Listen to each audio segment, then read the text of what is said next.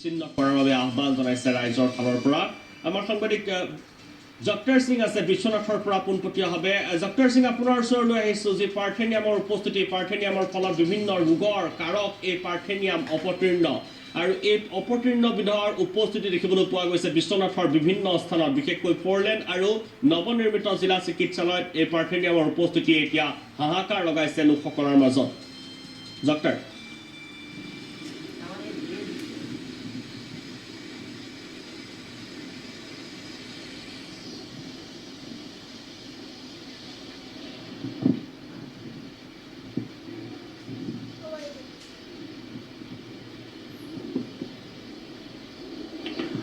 হয়, নিশ্চয়কৈ দীপাংকৰ, প্ৰথমতে আচলতে মোৰ সহযোগী ভিডিঅ' জাৰ্নেলিষ্টক এটা দৃশ্য দেখুৱাব অনুৰোধ কৰিছোঁ।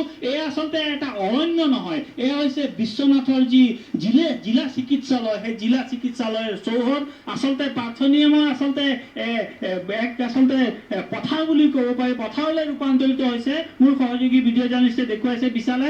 আৰু এই ক্ষেত্ৰত আচলতে পাৰ্থেনিয়াম কিমান বিষাক্ত আৰু কিমান অপকাৰ হ'ব পাৰে, আচলতে কেৱল মানুহৰ বাবেই নহয়, আচলতে পশুৰ বাবে আচলতে কিমান বিষাক্ত হ'ব পাৰে, সেই বিষয়ে আমি ইয়াৰ পূৰ্বৰ আচলতে প্ৰতিবেদনতো আমি প্ৰায় নিউজৰ দৰ্শকক দেখুৱাইছিলোঁ। আৰু এই যি জিলা স্বাস্থ্য চিকিৎসালয় আছে, চিকিৎসালয়ৰ চৌহদত যি পাৰ্থেনিয়াম আচলতে পথাৰ হৈ পৰিছে, তাৰ বিষয়ে আমি আচলতে স্বাস্থ্য বিভাগৰ উচ্চ পদস্থ বিষয়াক লগ ধৰি আচলতে এই বিষয়ে অৱগত কৰিছিলোঁ, কিন্তু গা লৰা নাই এতিয়ালৈকে। আমাৰ লগত আছে আচলতে যুৱ বিজ্ঞানী ৰিপুঞ্জয় বৰদলৈ, আৰু তেওঁৰ পৰা আচলতে জানিব বিচাৰিম যে আচলতে এই পাৰ্থেনিয়ামে যি বিশ্বনাথৰ আচলতে সমগ্ৰ বিশ্বনাথ ছানি ধৰিছে, আচলতে ইয়াৰ পৰা কেনেধৰণৰ অপকাৰ হ'ব পাৰে মনুষ্যৰ? তাকে ভয়াৱহ এটা পৰিৱেশ হৈছে। আমি বহুতখিনি সজাগতা প্ৰায় নিউজৰ লগত কৰি আছোঁ, যোৱা বছৰৰ পৰাই কৰি আছোঁ, কিন্তু দেখা গৈছে যে আমাৰ সেই সজাগতাটো কম হৈছে নে অনুভৱ মোৰ হৈছে। য'ত চিকিৎসালয় ৰোগী আহে, কিন্তু ৰোগীয়ে ৰোগ ল'বলৈ অহাৰ নিচিনাকৈ হৈছে। পাৰ্থেনিয়াম জানো যে আমি পাৰ্থেনিন নামৰ যে বিষাক্ত ৰাসায়নিক পদাৰ্থ নিৰ্গত কৰে। লগতে এই যে কি হয়, মানুহ এই যে পাৰ্থেনিয়াম আপুনি দেখিছে, এতিয়া ফুলি গ'ল যে, ইয়াক আৰু আপুনি যদি জ্বলায়ো দিয়ে, কাটি দি শুকুৱাই দিয়ে, ইয়াৰ যিটো বীজটো বিয়পি পৰিব বহুত বিভিন্ন জেগালৈ যাব। কেনেধৰণৰ ৰোগ হ'ব পাৰে? ৰোগ মানুহক এতিয়া ছালত যদি লাগে, এই যে পাৰ্থেনিয়াম লৈ এতিয়া ল'ৰা ছোৱালী ইয়াত খেলি থাকে বা খোজকাঢ়ি গৈছে, গাটো হাত লাগি গৈছে, ইয়াত খৰ খজুতি বা যিকোনো বিভিন্ন ধৰণৰ চৰ্মৰ ৰোগ হ'ব পাৰে। তাৰ ওপৰত যদি সেই যে বতাহত যদি সেই শুকাই যোৱাৰ পিছত বা এই যদি শুঙে বা আহে যদি নাকৰ ভিতৰত সোমাই, সৰু সৰু ল'ৰা ছোৱালী বা ধৰি বিভিন্ন আমাৰ বয়োজ্যেষ্ঠসকল সোমাই হাওঁফাওঁত বিভিন্ন শ্বাস প্ৰশ্বাসৰ বেমাৰ হ'ব পাৰে, হাওঁফাওঁৰ বেমাৰ হ'ব পাৰে, তাৰপৰা চকুৰ এলাৰ্জিকেল প্ৰব্লেম হ'ব পাৰে, বিভিন্ন ধৰণৰ ৰোগৰ সৃষ্টি হয় মানুহৰ। আৰু এটা কথা দেখা গৈছে যে জাপানীজ এনকেফেলাইটিছ বা সেই সদৃশ ৰোগ আচলতে এতিয়া অসমত আচলতে বহু হৈছে আৰু বহু মৃত্যু হৈছে। ইয়াৰ এটা কাৰণ হ'ব পাৰে? এইটো আপুনি ভাল প্ৰশ্ন এটা উত্থাপন কৰিছে। 2021 চনত আমাৰ চিকিৎসা বিষয়াসকলে তেওঁলোকে অধ্যয়ন কৰি পাইছিলে, পূব আফ্ৰিকাৰ দেশত যেতিয়া জাপানী এই এনকেফেলাইটিছ বাঢ়িছে, তেওঁলোকে দেখিছিলে দেখোন তেওঁলোকৰ মহৰ দেখোন প্ৰিয় খাদ্য পাৰ্থেনিয়াম, এই পাৰ্থেনিয়াম গছৰ।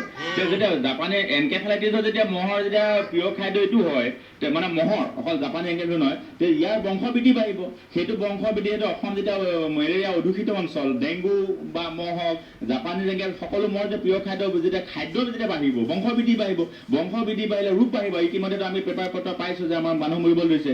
এতিয়া ধৰক জীৱ জন্তুৰ ক্ষেত্ৰত, অকল মানুহৰ ক্ষেত্ৰত নহয়, জীৱ জন্তু যদি গাই গৰুৰ পৰা ধৰি বিভিন্ন জীৱ জন্তুৱে খায়, সিহঁতৰ ছালৰ বা লাগে, সিহঁতৰ ছালত বেমাৰ হয়। খোৱাৰ ফলত সিহঁতৰ গাখীৰ তিতা পৰ্যন্ত হৈ যায়। এতিয়া আমিতো গাখীৰ কিনি পেলাই খাই আছোঁ, ল'ৰা ছোৱালীক খুৱাইছোঁ, বয়োজ্যেষ্ঠ খুৱাইছোঁ, তাৰ ফলতো আমাৰ সেই পাৰ্থেনিন নামৰ যে বিষাক্ততা আমাৰ গাত সোমাইছে। গতিকে আমাৰ দেহা কি হৈছে দৈহিক। আচলতে আৰু এটা কথা ক'ব, ইয়াৰ পৰিত্ৰাণ পাবলৈ আচলতে কি কৰিব লাগে?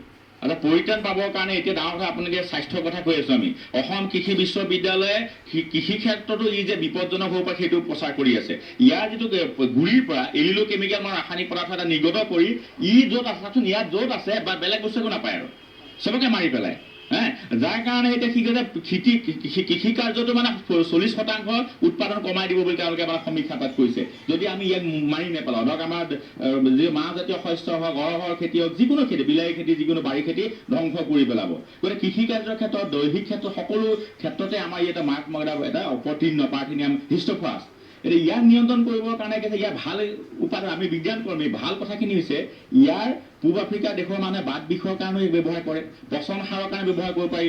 ইয়াৰ পৰা শিপাৰ পৰা যদি এল'ৰ কেমিকেল সেইটো যদি নিষ্কাশন কৰি পেলাই আমি গ'লে যে আমি হাৰ্বিচাইড কেমিকেল ব্যৱহাৰ কৰোঁ, সেইখিনি জৈৱিক হিচাপে ব্যৱহাৰ কৰিলে আমি বেলেগ অপতৃণ মাৰিব পাৰোঁ। কিন্তু সেইটো কৰিবৰ কাৰণে বহুত দিন আছে, সময় লাগিব। সেইকাৰণে এতিয়া কি কৰিছোঁ, আমাৰ ৰাইজে যোনে চাই আছে আজি নিউজৰ জৰিয়তে, প্ৰশাসনে যি কৰক বা নকৰক নিজে সজাগ হৈ, কাৰণ অলিয়ে গলিয়ে গাঁৱে ঘৰে সকলোতে পাৰ্থেনিয়াম আছে।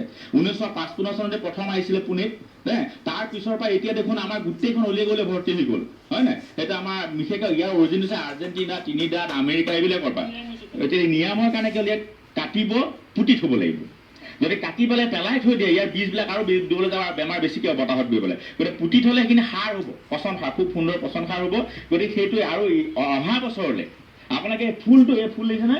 এই ফুল ফুলাৰ আগতে, যিটো কেৰট গ্ৰাছ বুলি কোৱা হয়, ঘাঁহৰ নিচিনা, এই গাজৰৰ নিচিনা চিনিবলৈ ভাল, ইয়াক ফুল ফুলাৰ আগতে ইয়াক উভালিব, পুতি থ'ব, ধুনীয়া পচন সাৰ হ'ব। জনাইছো আচলতে দীপাংকৰ এটা কথা ক'ব লাগিব যে ফুল ফুলাৰ আগতে আচলতে ইয়াক উভালিব লাগিব, উভালি পেলাই পুতিব লাগিব, তাৰপিছত আচলতে ইয়াৰ নিৰাময় হ'ব। আৰু এটা কথা তেওঁ কৈছে, যি এই জাপানী এনকেফেলাইটিছ বা সেই সদৃশ যি এতিয়া বেমাৰ বিয়পি পৰিছে সমগ্ৰ ৰাজ্যতে, ইয়াৰো এটা কাৰণ হ'ব পাৰে, কাৰণ ইয়াৰ মহৰ প্ৰিয় খাদ্য ইয়াৰ ফুল। আৰু গতিকে দেখা গৈছে যে যি এই স্বাস্থ্য বিশ্বনাথ জিলা চিকিৎসালয় আছে, সেই চিকিৎসালয় চৌহদ যি ভৰি পৰিছে, আমি স্বাস্থ্য বিভাগক পুনৰবাৰ তেওঁলোকক আচলতে দেখুৱাইছো যে এই যি